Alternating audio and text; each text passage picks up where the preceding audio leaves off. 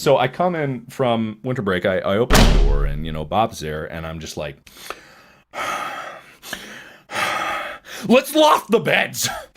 Like, I don't think I said hello first. I think I like walked in the door and was like, you want to loft? You want to put the beds in on top? Bunk them? You want to bunk the beds? Well, we'd have so much more room for activities that way. I know. God, that movie hadn't even come out. I know. That's exactly what we were doing. We wanted room for activities. Like, we need more space for when people come over when we have all these parties. Obviously. So Mark enters. And so our current setup, we basically split the room in half, right? But it's not that big of a room. Like, if we were standing shoulder to shoulder, we'd probably take up the whole width of the center of that room. Yeah. So if you bunk one bed on top of the other, you get like a quarter of the room. But the way the beds are supposed to go together when you bunk them, you're supposed to, one, lower the height of the bed that goes on top, because when they're on the floor, the bed is like all the way up on the highest setting it can go, right? So you can put stuff under it. Okay. But if you leave it like that and then put it on top of another bed, there's like maybe a foot between the bed and the ceiling. Yeah, really, like legitimately. So you're supposed to change that, but that required like tools or, I don't know, knowledge. We didn't know how to do that, so we didn't do that. Of course not. So we're looking at this, and we're like, yeah, I don't think we can't adjust your bed. I think, and Mark is like, that's fine. I'll sleep up high. Good air up high. It'll be fine.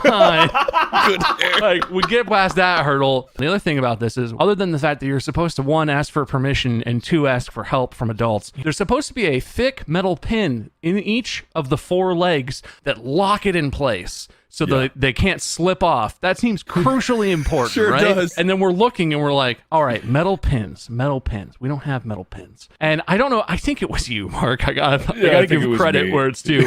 We're sitting there like brainstorming, and Mark like goes into his wardrobe and turns back to me with a pair of scissors and a plastic clothes hanger. And is like, if we just snip this straight part of this clothes hanger, it's like metal pins. It was the perfect size. It fit perfectly. He looks at me, and of course, he holds up the scissors and then the thing, and I look at him, and I'm like, perfect. How big do you think they need to be? Let's do this. No hesitation at all. Oh, Jesus. Yeah. Oh. And my favorite part of this whole thing, we eyeball them to the same-ish length, set them all in. We hoist the bed up really precariously, set it on the pins. One of the four pins was like half an inch longer than the other ones, and it was half an inch too long. We sort of like, I don't remember the conversation, but we looked at it for maybe a second, like 10 seconds total. And then Mark was just like, it. Of course. Yeah. And just climbed up. And so for the entire rest of that school year, Mark's bunk bed, 1/4 of the legs was supported by like a 1/4 inch thick piece of plastic. You should be f***ing dead.